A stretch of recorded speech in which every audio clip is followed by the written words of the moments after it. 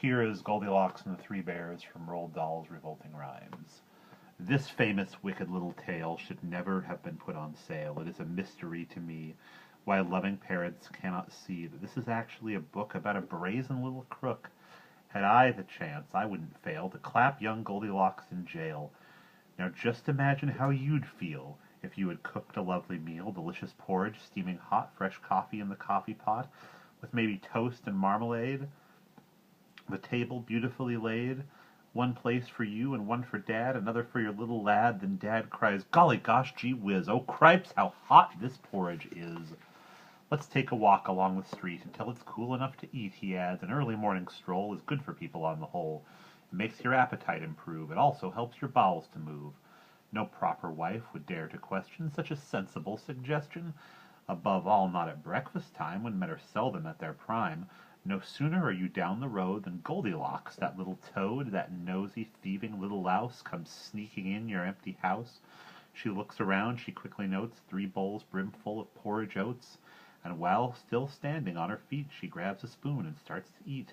I'll say again, how would you feel if you had made this lovely meal and some delinquent little tot broke in and gobbled up the lot? But wait, that's not the worst of it. Now comes the most distressing bit. You are, of course, a house-proud wife, and all your happy married life you have collected lovely things like gilded chairs and wearing rings, and furniture by Chip and Dale, bought at some famous auction sale.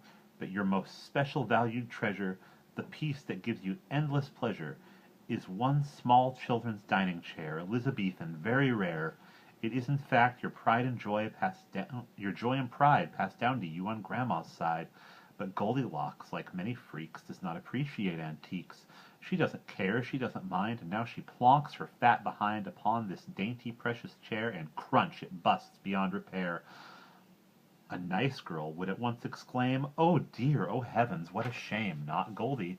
She began to swear. She bellows, "What a lousy chair!" and uses one disgusting word that luckily you've never heard. I dare not write it, even hint it. Nobody would ever print it. You'd think by now this little skunk would have the sense to do a bunk, but no, I very much regret she hasn't nearly finished yet. Deciding she would like a rest, she says, "Let's see which bed is best." Upstairs she goes and tries all 3.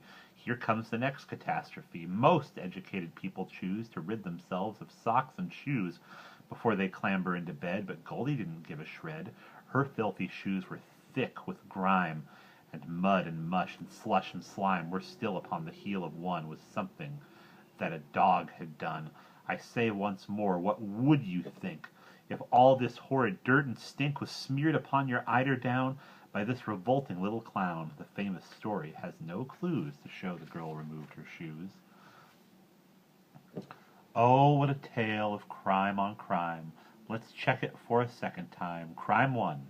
The prosecution's case, she breaks and enters someone's place. Crime 2, the prosecutor notes, she steals a bowl of porridge oats. Crime 3, she breaks the precious chair belonging to the baby bear. Crime 4, she smears each spotless sheet with filthy messes from her feet.